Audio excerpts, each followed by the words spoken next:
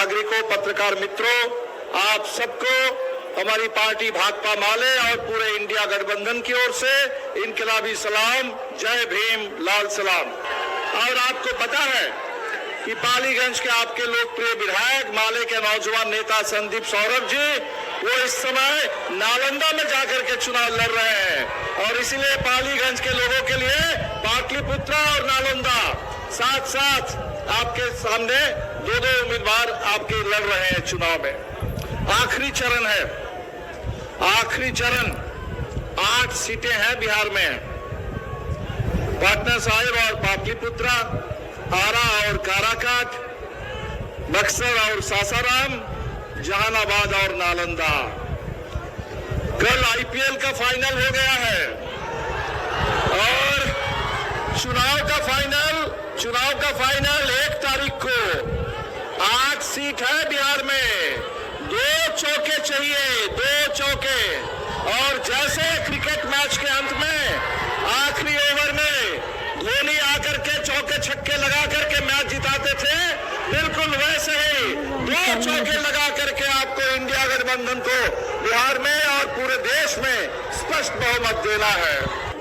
ये ऐसा चुनाव है जिस चुनाव में मोदी जी का कोई जुमला नहीं चल रहा है, कोई जुमला नहीं चला। पूरे देश में लोगों ने कहा जुमला नहीं, जवाब दो, 10 साल का हिसाब दो। हमारे बड़े बड़े सवालों का मजाक उड़ाते हैं। सबसे बड़ा सवाल बिहार का गरीबी, देश के लिए भी बहुत बड़ा सवाल गरीबी।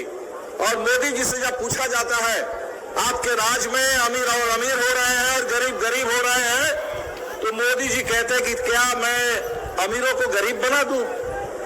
और कहते हैं कि हमने तो बस दे दिया 80 करोड़ लोगों को 5 किलो अनाज मुफ्त में, गरीब को और क्या चाहिए?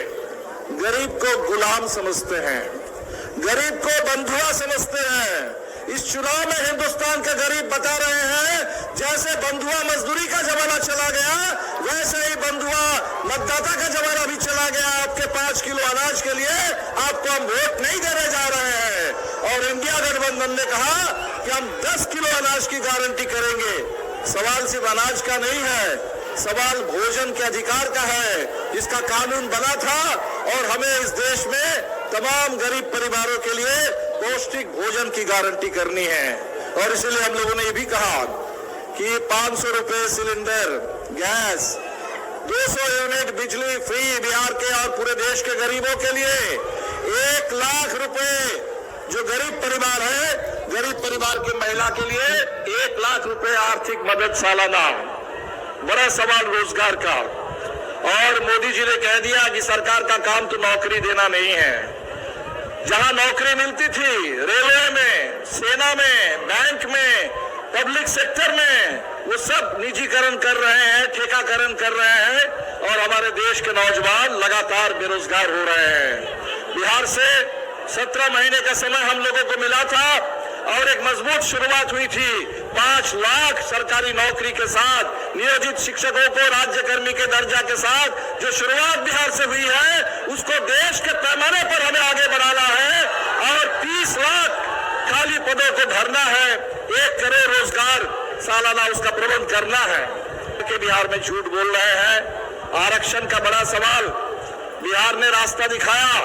जाति आधारित जनगणना हुई और जाति आधारित जनगणना और सामाजिक आर्थिक सर्वेक्षण के बाद जो आरक्षण की 50% की सीमा थी, उस सीमा को तोड़ करके 75% आरक्षण का फैसला हुआ।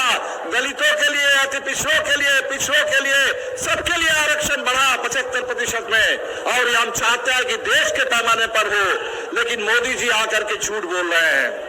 और अगर में कुछ मुस्लिम जातियों को ओबीसी का आरक्षण मिला हुआ है। मंडल कमीशन से अगर किसी को मतलब है तो मंडल कमीशन की पूरी रिपोर्ट में मुस्लिम जातियों को ओबीसी का आरक्षण मिला हुआ है।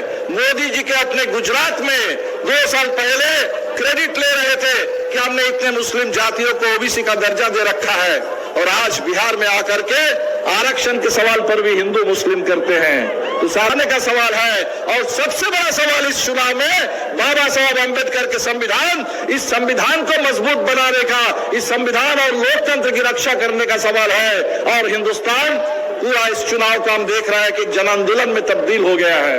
गरीबों ने, इस देश के दलितों ने, इस देश के नौजवानों ने, इस देश की आधी आबादी ने, इस देश के किसानों मजदूरों ने चुनाव को जन आंदोलन बना लिया है। बिल्कुल जिस तरह से आजादी के लिए अंग्रेजों के खिलाफ हमने एकता बना करके आजादी की लड़ाई लड़ी थी और आजादी हासिल की थी, आज इंडिया गठबंधन में बिल्कुल वैसे ही एकता बनी है। जमीन पर एकता है और 2020 के चुनाव में जो एकता थी वो एकता और व्यापक बनी है। भाई मुकेश सहनी जी के आने के साथ साथ